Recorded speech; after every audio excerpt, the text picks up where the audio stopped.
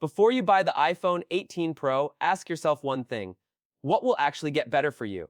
Not Apple, you. Will your battery last longer? Will the phone stay cooler? Will your camera solve a problem your current iPhone can't? Will you stay connected where your current phone loses signal? That's what matters. And there are 8 upgrades here that could actually make a difference. Some are obvious, a few aren't.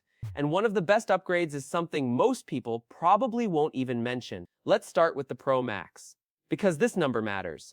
Reason 1, a much bigger battery. The iPhone 18 Pro Max is reportedly getting a battery around 5567 mAh. That's roughly 10 to 12% larger than before. Now forget the number for a second. What does that do for you? You leave home at 8 a.m., 5G is on. You use Maps, camera, YouTube, messages, maybe an hour of gaming. What do you want at 8 p.m.? A charger? Or 25% battery left? Exactly. A 10% bigger battery doesn't mean exactly 10% more battery life, but it gives Apple much more energy to work with. And there's a small trade-off. The Pro Max may be around 0.25 millimeters thicker. Would that bother you? Seriously? A quarter of a millimeter for a battery around 10% larger.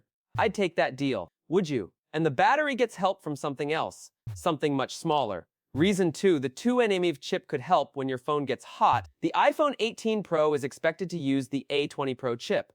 The current generation uses 3nm. A 20 Pro moves to 2nm. You'll hear people say new chip, faster phone. Okay, but your current iPhone is already fast.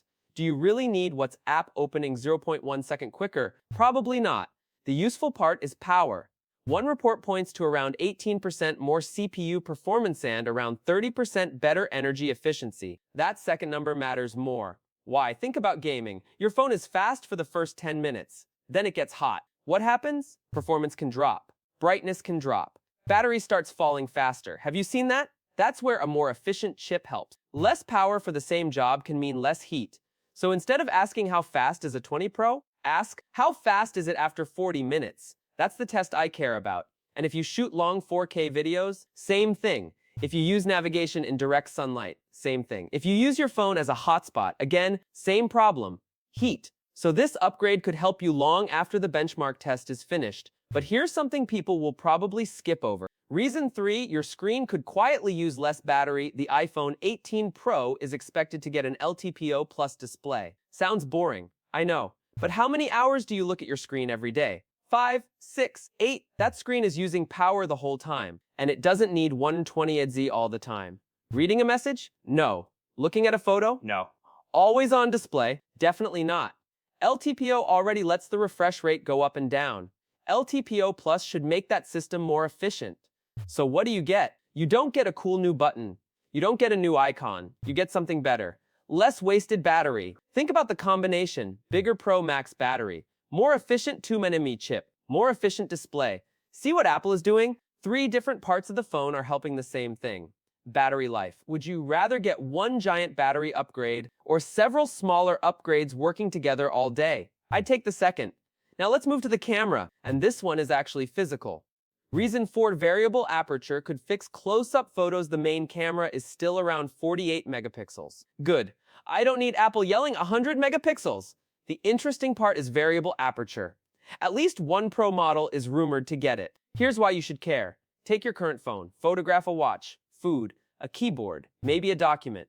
Focus on the front. What happens to the back? It can go blurry. You've seen that, right? That isn't always bad software. It's physics. Variable aperture gives the camera another way to control that. Close the aperture down. More of the object can stay sharp. Open it. More light can reach the sensor. That means you get real lens control. Not just AI fixing the photo later. If you shoot products for work, would that help you? If you shoot food, documents, close-up videos, probably. And for video, the lens could also control light more naturally. You walk from a dark room into sunlight. Instead of relying only on shutter speed and ISO, the lens itself can help. That's a useful camera upgrade, not just a bigger megapixel number. But what happens when there's no signal at all? That's where reason 5 gets weird. Reason 5, your phone could get internet where your current iPhone gets nothing. The iPhone 18 Pro is expected to use Apple's C2 modem. But I'm not excited because the modem might be faster. I'm interested because of 5G via satellite. Think about this. You're driving somewhere remote. Your phone says no service. What does your fast chip do now? Nothing. What does your 48MP camera do? Nothing. You're offline. But the reported satellite upgrade could give the iPhone another way to connect. No Wi-Fi, no cell tower, still some level of data access. That could matter while traveling, camping, mountains, remote roads, or during a network outage. Would you use it every day? Probably not. But would you want it the one day you're stuck somewhere with no signal? Absolutely. There are still questions. How fast will it be?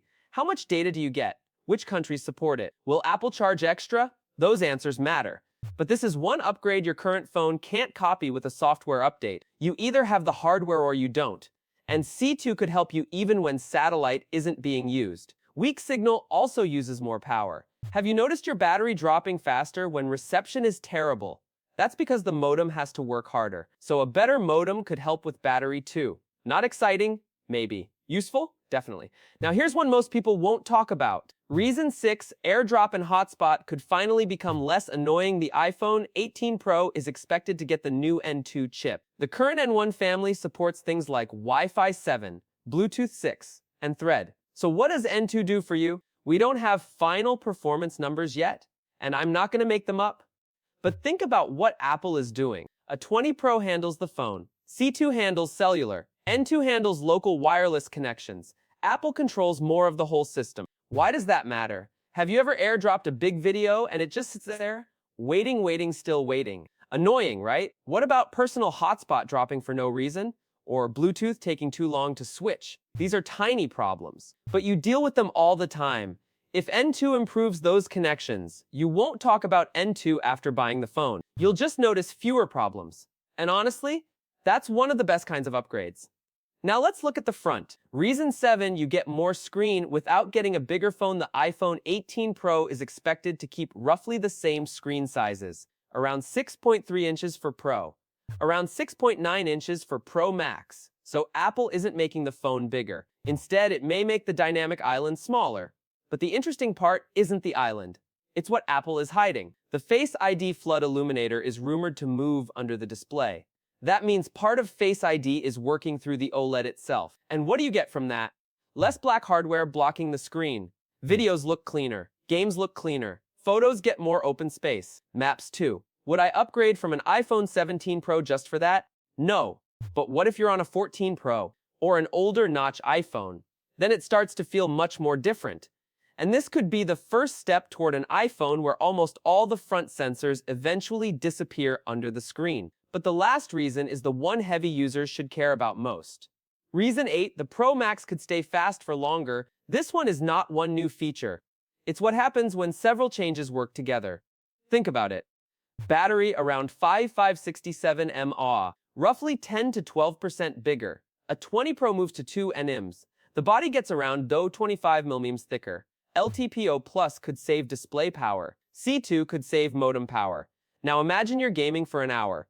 What kills performance first? Usually not the lack of CPU power. Heat. That's the enemy. So if Apple gives the phone a little more physical room, a more efficient chip, and more battery, the phone could stay closer to peak performance for longer.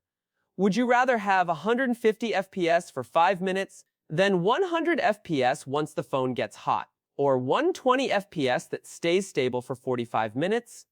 I'd take stable performance. Every time. Same for video. You record for 30 minutes. Does the phone stay comfortable? Does brightness stay up? Does battery survive? That matters much more than a 5-minute benchmark. And that's why I think the Pro Max could be the model to watch. Not because it's the biggest, because Apple may finally be using that bigger body for something useful. Battery, efficiency, and sustained performance. Now, should you actually upgrade? Here's how I decide. Do you have an iPhone 17 Pro? Your battery is still great. Camera is fine. Phone doesn't overheat. Then wait. Seriously. You probably don't need this. But are you using a 15 Pro? 14 Pro? 13 Pro? Then ask yourself a few questions. Does your battery annoy you? Do you use your phone hard enough to make it hot? Do you travel into weak signal areas? Do you shoot close-up photos or video? Do AirDrop and Hotspot matter to your work? If you said yes to 2 or 3 of those, the iPhone 18 Pro starts making sense. And especially the Pro Max. Because that's the key. Don't upgrade because Apple says best iPhone ever. Of course they'll say that. Upgrade because one of your current problems actually gets fixed. And if Apple delivers these reported changes properly, battery, heat, connectivity, and camera control could be the real reasons to move to the iPhone 18 Pro, not the color. not a benchmark. Something you actually feel every day. Just remember, Apple has not officially confirmed every iPhone 18 Pro feature and number discussed here. Figures like the 5,567 mAh battery, 10 to 12% battery increase, 18% CPU gain, 30% efficiency gain, variable aperture, C2 satellite features, and N2 details come from reports and leaks and could still change. Until Apple confirms the final hardware, treat those specific details as unconfirmed.